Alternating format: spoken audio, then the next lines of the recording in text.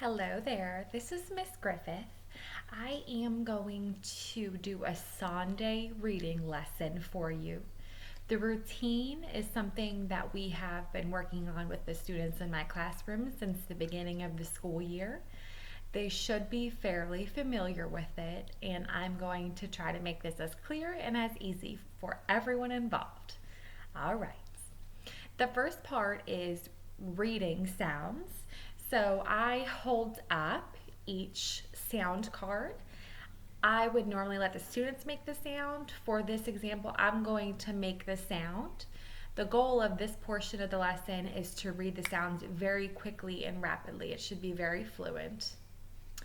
Ah, x, v, d, m, a, g, a, s, j, k, l, k, I, a, n, p,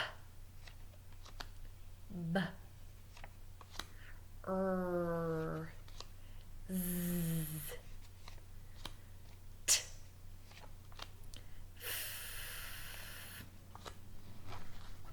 Now that we have read sounds and read the sound cards, the next portion of the lesson is to spell sounds. So this is normally where I would dictate a sound, and the students are responsible for writing the letter that makes that sound. You can have them write it on a smartboard, a dry erase board. I'm going to demonstrate it for you on the dry erase board here.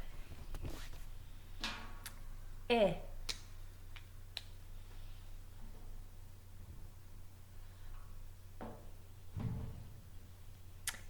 d,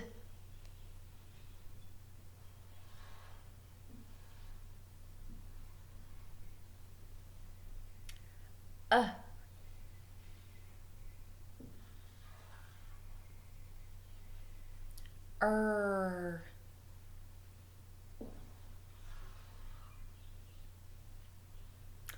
ah,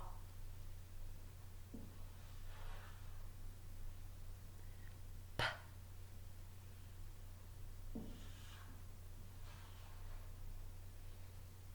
a.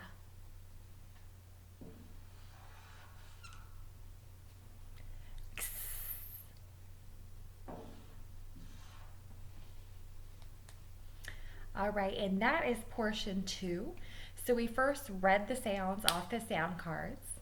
The second part is we spelled sounds. Now the goal of this, after I would say it, is to have the student say the sound and then write it. The next portion of the lesson is reading words. So after reading sounds and spelling sounds, reading words. Today, what we are going to do is go over the short U words. So the sound would be in the middle. I have the word cards here, and I'm going to demonstrate how normally I would show the students the card. They would be responsible for reading the word that is on the card.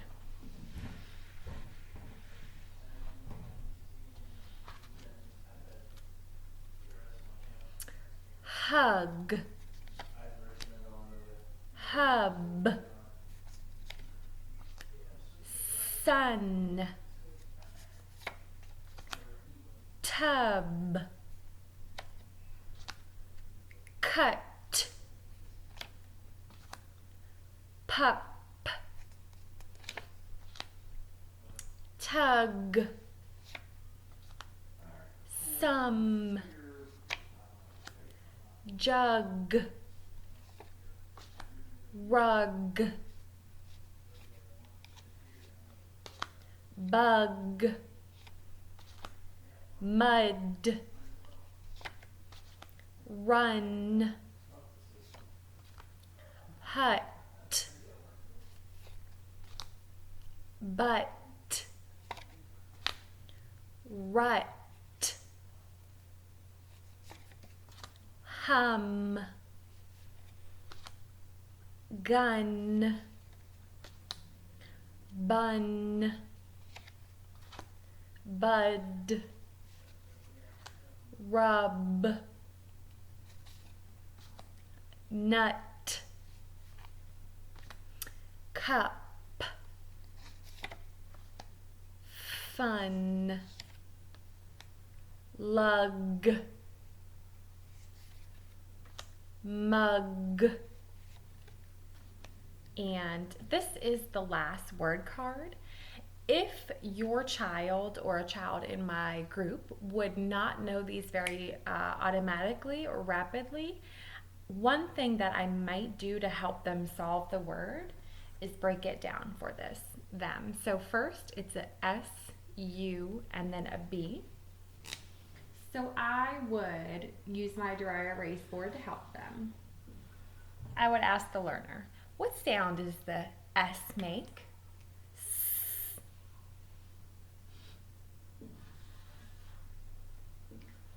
What sound does the U make? What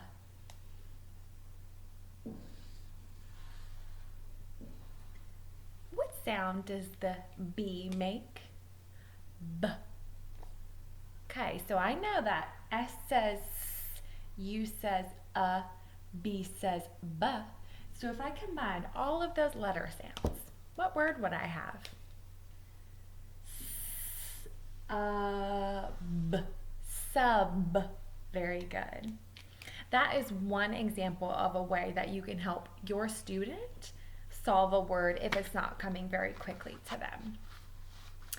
So as for today's lesson, we have read sounds, we have spelled sounds, we have read words. Now the next portion of the lesson is to spell words. So normally if I were doing this in a classroom setting, I would dictate words to the learner. So I'm going to be the one saying the words. The students are responsible for writing the word as they think it should be spelled on a dry erase board. You can use a piece of paper, and I'm going to be demonstrating this for you. I'm going to stick with the short U words because that is what I focused on for reading. I'm also going to focus on it for spelling today. Cup.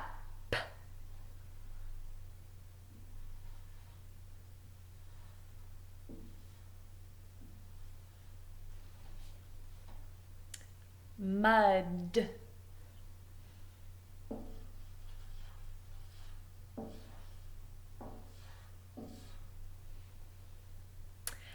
Fun.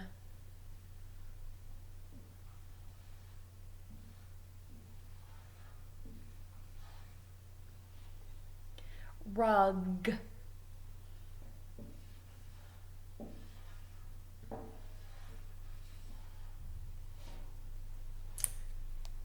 The goal of this activity is to work on the student's ability to hear the sounds that someone is saying and write the sounds or write the letters that represent the sounds. If a student does not get the word correctly, you would want to correct them right away.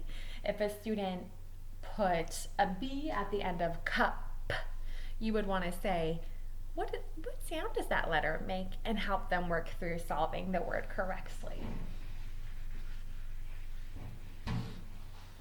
We have read sounds, spelled sounds, read words, and we have also spelled words.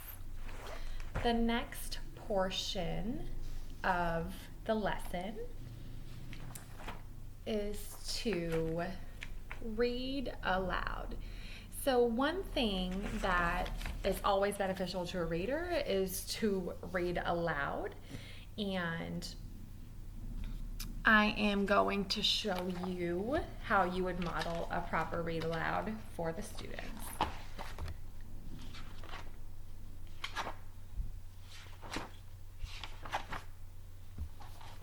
This Sonde program that I'm using comes with things that you can read aloud. If you're doing this at home, you could certainly read aloud any of the books that you have in the home. Read aloud anything that has print on it.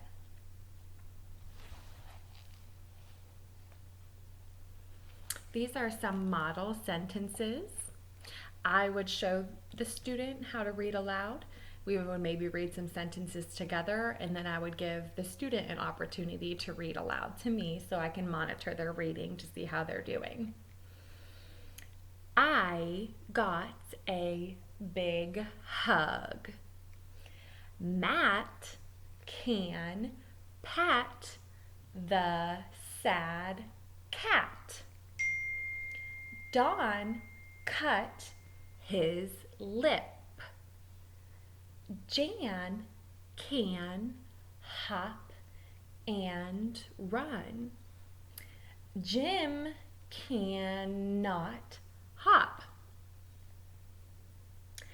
When you are practicing reading those sentences or reading with your learner, one thing to keep in mind is to model reading with intonation. So you want to read with expression, and you would want your voice to change. If there's an exclamation point, you would want your voice to get excited.